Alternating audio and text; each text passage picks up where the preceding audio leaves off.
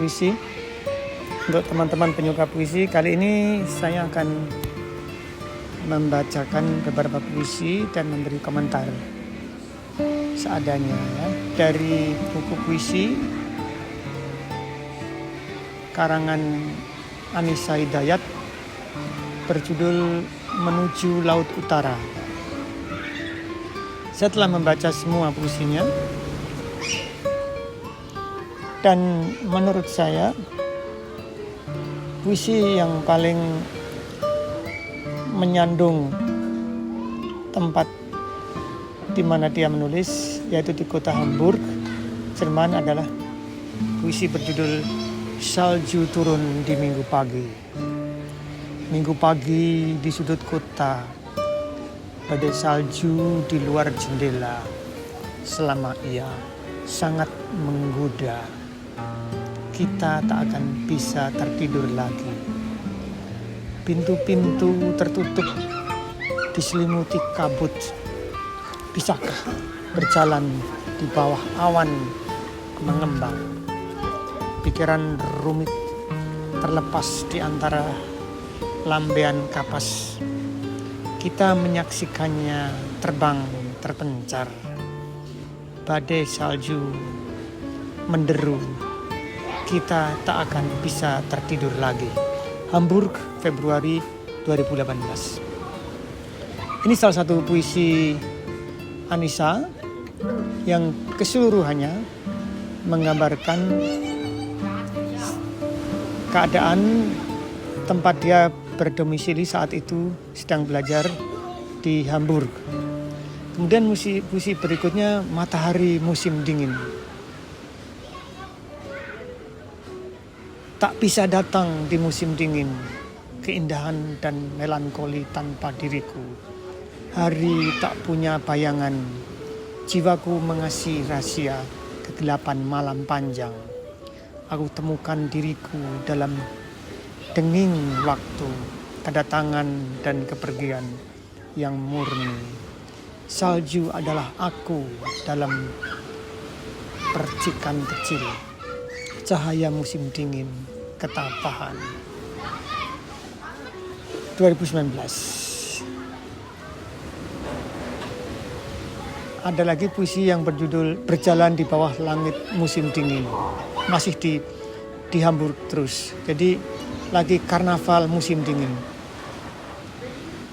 Tahun berganti. Badai salju tertiup di atas diriku.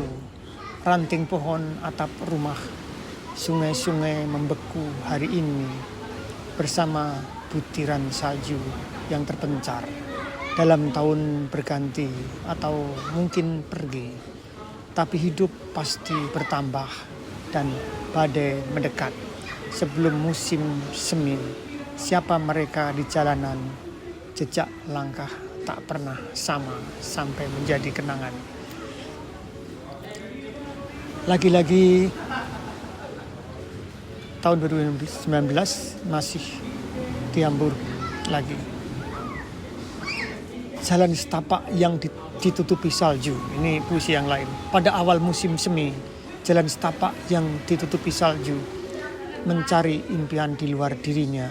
Ruang hati masih tertutup gelap. Saya kira seperti itu potongan puisinya. Migrasi burung-burung. Nah, jadi Anissa ini rupa-rupanya sedang datang di kota pelabuhan Hamburg. Namun Hamburg Alpa dari judul. Hamburg ditulis sebagai tempat di mana dia menulis. Judul buku ini Menuju Laut Utara. Mengambil perjalanan ke Sylt. Terdengar seperti negeri kecil. Pekerjaan rumah dan tenggat waktu terkemas dalam laci meja. Keinginan untuk menemukan roti kismis abad 18. Kira-kira itu penggalannya. Saya tidak akan melanjutkan lagi, tapi pada umumnya memang Anissa seperti sedang mengalami culture shock dengan musim dingin dan badai salju. Jadi hampir seluruh puisinya itu menyoroti tentang perubahan alam di mana dia berada dari negara tropis Indonesia berpindah ke negara 4 musim. Bahkan ada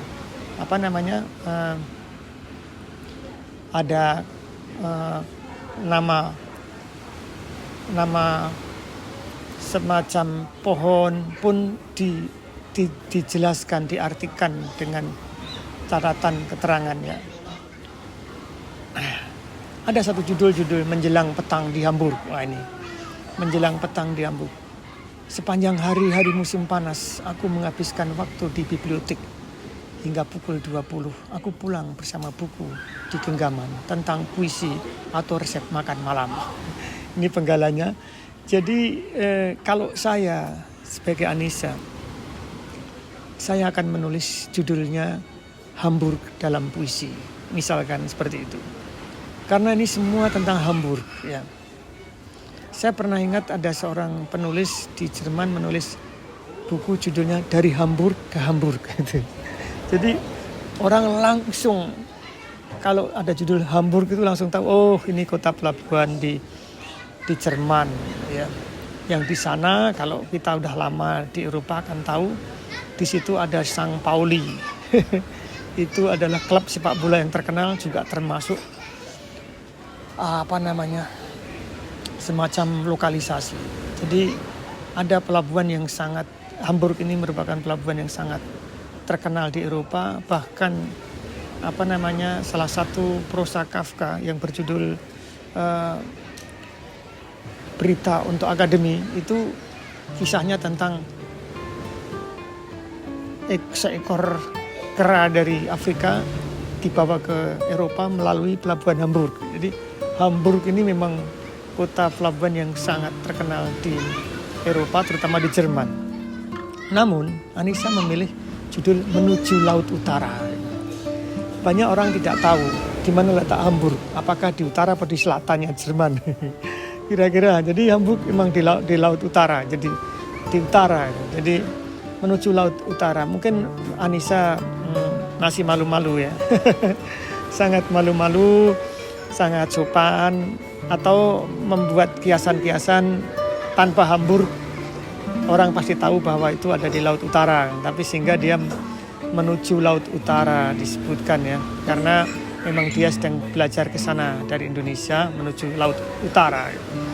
Nah, kalau saya baca keseluruhan dari puisi Anissa, rata-rata Anissa baru mendekati kulitnya, artinya mendekati alamnya. Anissa belum masuk ke dalam pergolakan bagaimana manusia individu, manusia yang perfeksionis ala Jerman seperti apa, belum disinggung, barangkali pada buku puisi yang lain ya. Tapi dari puisi seluruhan ini yang saya baca, semua menyangkut culture shock dengan alam, bukan dengan manusia. Ya, itu memang pilihan ya, artinya pilihan setiap orang mempunyai prioritas dalam memilih atau membidik